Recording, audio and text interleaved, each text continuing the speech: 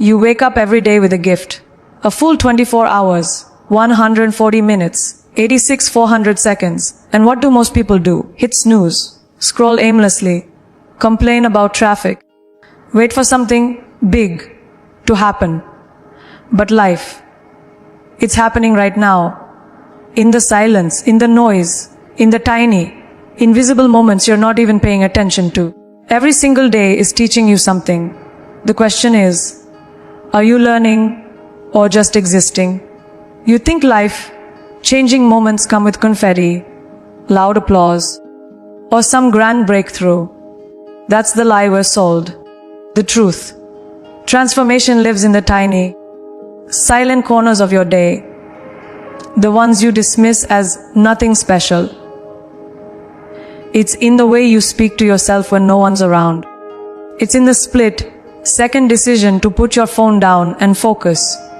It's in the quiet choice to say no to gossip, no to laziness, no to self-pity. These moments don't shout, they whisper. But that whisper, if you learn to hear it, is louder than 1,000 cheers. The reality is the small things are the big things. The world won't reward you for how loudly you dream, but for how consistently you show up when no one's watching. You can talk all you want about goals and greatness, but your legacy is built in the spaces between waking up and starting the day, between reacting and responding, between failing and choosing to try again. Every single ordinary moment is loaded with potential. But most people are too distracted, too entitled, or too tired to recognize it. Look closely at how you move through your day. Do you treat it like it matters? Or are you surviving it on autopilot? Because here's what most never realize. The habits you ignore today become the regrets you carry tomorrow. That 5-minute scroll turns into an hour wasted. That skipped workout becomes a body you don't recognize. That missed opportunity to speak up becomes the silence that haunts you. It's easy to overlook a bad decision when it's wrapped in a normal day. But string 100 of those decisions together. That's your life. And the most powerful people in the world, the ones who seem magnetic, unstoppable, fully in control, they didn't get there by accident. They got there by mastering the minute, by honoring the unglamorous, by choosing the harder right over the easier wrong, again and again, when no one was clapping. You've been conditioned to wait for some monumental shift, a promotion, a relationship, a breakthrough. But that mindset is a trap. It keeps you waiting. It convinces you that life is somewhere out there, somewhere after. But life isn't waiting for you to catch up. It's moving fast. And while you're busy hoping for the next big thing, the real work, the real magic, is happening in the quiet now. In the 6 a.m. alarm you ignore. In the decision to journal your thoughts, instead of numbing them with noise. In the moment you choose to take one deep breath, instead of exploding in anger. That's where the transformation hides. Not in the spotlight, but in the shadows you refuse to enter.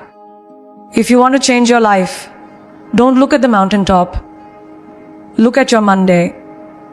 Look at the way you carry yourself through the boring, repetitive, meaningless parts of the day. Because those parts are the truth, your truth. If your words and your actions don't match, people won't trust you. And worse, you won't trust yourself. Integrity doesn't start on stage. It starts when you say you'll go for a run, and you actually do. It starts when you promise yourself you'll be more focused, and you follow through without needing external validation. That's where confidence is born. Not from affirmation, but from evidence. The evidence of your own daily behavior, building brick by brick the character you claim to want. This is the part no one talks about, because it's not glamorous. It's not sexy to say, Just show up and do the small things well. But that's the difference between people who talk and people who rise. Champions are forged in discipline, not in drama. They see the day for what it is, an opportunity disguised as routine. And when they fall, they don't sulk, they don't spiral.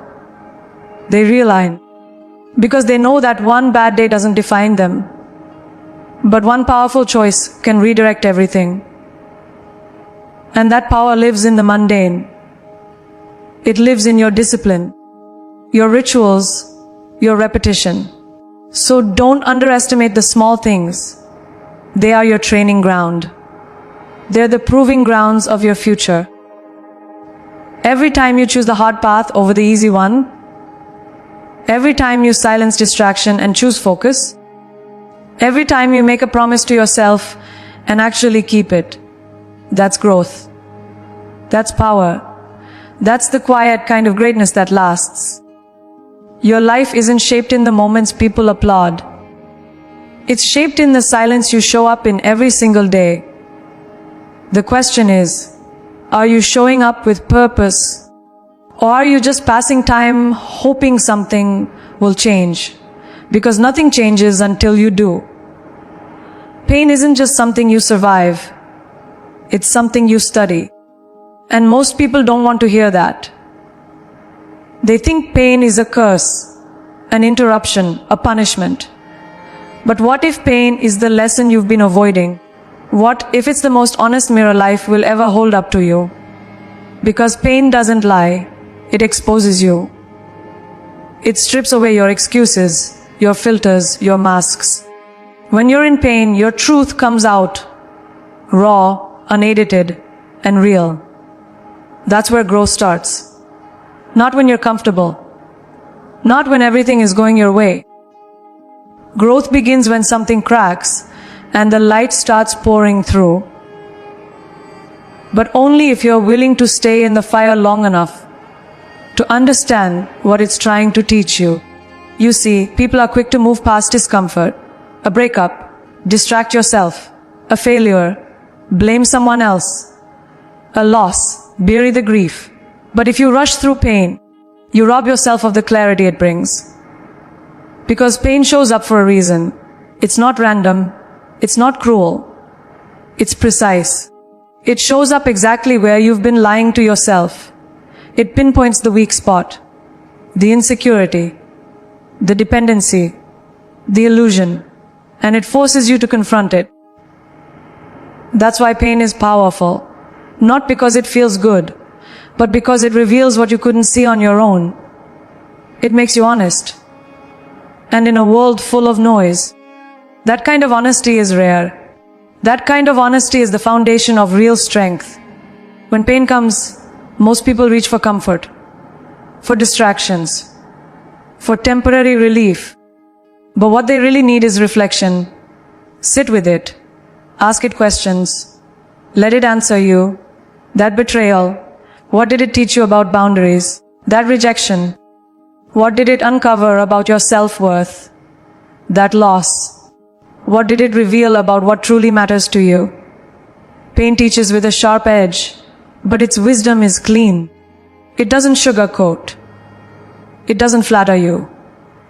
It teaches you who you are, what you're made of, and what you're still holding on to that's been weighing you down. If you skip the lesson, you repeat the cycle. And life will keep handing you the same pain, dressed in different clothes, until you finally learn.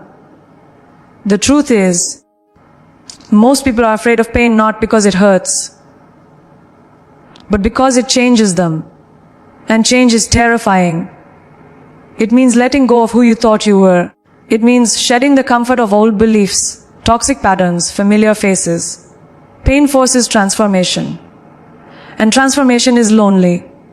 You lose people. You lose routines. You lose parts of yourself that no longer fit. But that's the point. You're not meant to stay the same. You're not meant to fit inside an old version of yourself. The pain came to break the mold, to burn away what no longer serves you, to shape you into something stronger, wiser, more powerful. But only if you're brave enough to let it. You have to stop looking at pain like it's your enemy. It's not here to destroy you. It's here to develop you. It's the gym for your soul. And every time you walk through it instead of around it, you come out tougher, smarter, more aware. Pain builds resilience, not just in your body, but in your spirit.